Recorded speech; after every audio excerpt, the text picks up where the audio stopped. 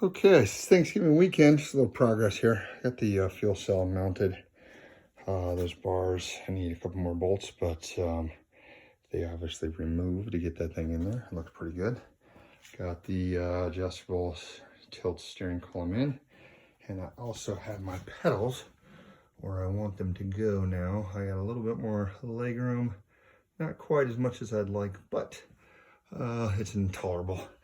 And so I reversed my upper on my clutch pedal so that I could fit this all in there. So basically, I just had to cut a little notch out of the bottom there, add this little tab, and flip it over. Built this bracket to hold it all up, and it's looking pretty good. So pedals are basically in. I need to move the throttle pedal over just a hair, which is just unbolting it and drilling some new holes, but I'm pretty happy with the way this is going. I'm going to need to do the steering column next, and sheet metal, and then that pretty well buttons down the front end.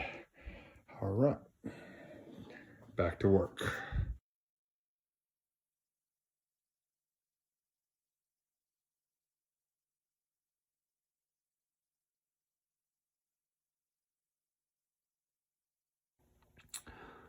Quick weekend update. Upper shock towers are almost done. I think this one came out pretty good. Basically just put a shaft through the cage, welded it in, and then I'm going to weld a bar from here to here. Kind of box in that part of the mount there to kind of add some strength. And then the bottom side is almost welded in. Those welds came out pretty good. That is for the limit strap. And then on the other side, got the axle in just to get all of our measurements. So same thing, these guys are in, limit strap is there.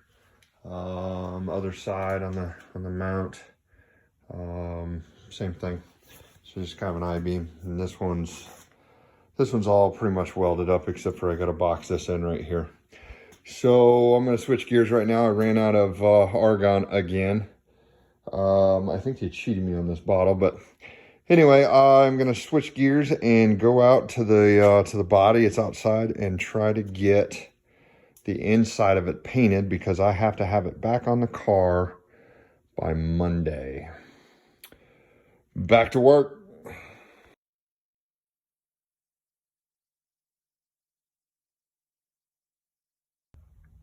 All right, so we're sitting here on the inside of the car. I'm gonna kind of just sand all of this area down here, and basically this is all gonna get painted.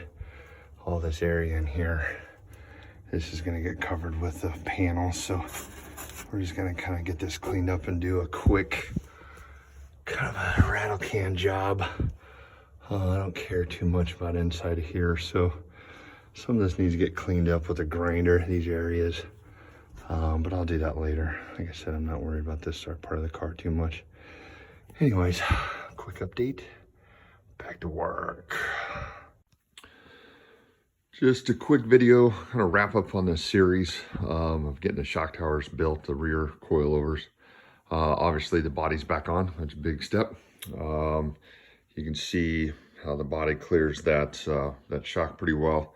I'm gonna have to just kind of clean that radius up right there, but that's gonna be pretty easy, quick to do. The reservoirs, or I have a aluminum mount, and we'll bolt those to there. And then you can see that other shock tower on that side. And then here's kind of a close-up.